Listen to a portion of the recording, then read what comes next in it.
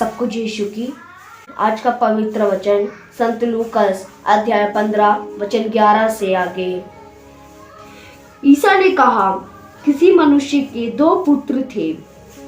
छोटे ने अपने पिता से कहा, पिताजी, संपत्ति में जो भाग मेरा है मुझे दे दीजिए। और पिता ने उनमें संपत्ति बांट दी। थोड़े ही दिनों बाद छोटा बेटा अपनी समस्त संपत्ति एकत्र कर किसी दूसरे देश चला गया और वहीं उसने भोग विलास में अपनी संपत्ति उड़ा दी। जब वे सब कुछ खर्च कर चुका था तो उस देश में भारी अकाल पड़ा और उसके हालात तंग हो गए। इसलिए वे उस देश के एक निवासी का नौकर बना गया, जिसने उसे अपने खेतों में सूअर चराने भेजा।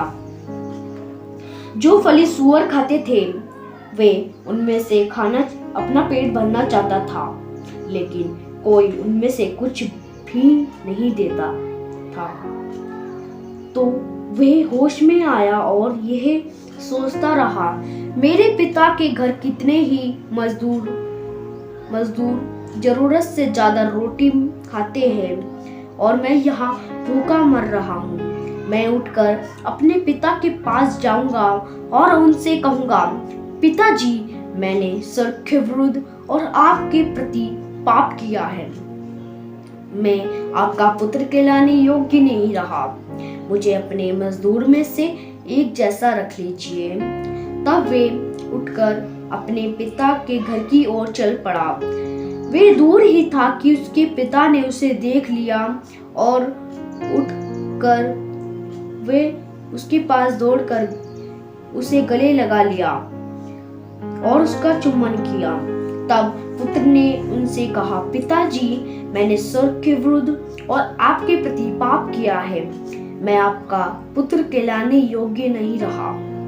परंतु पिता ने अपने नौकर से कहा, जल्दी अच्छे से अच्छे कपड़े लेकर इसे पहनाओ और इसकी उंगलियों में अंगूठी और इसके पैरों में जूते पहना दो।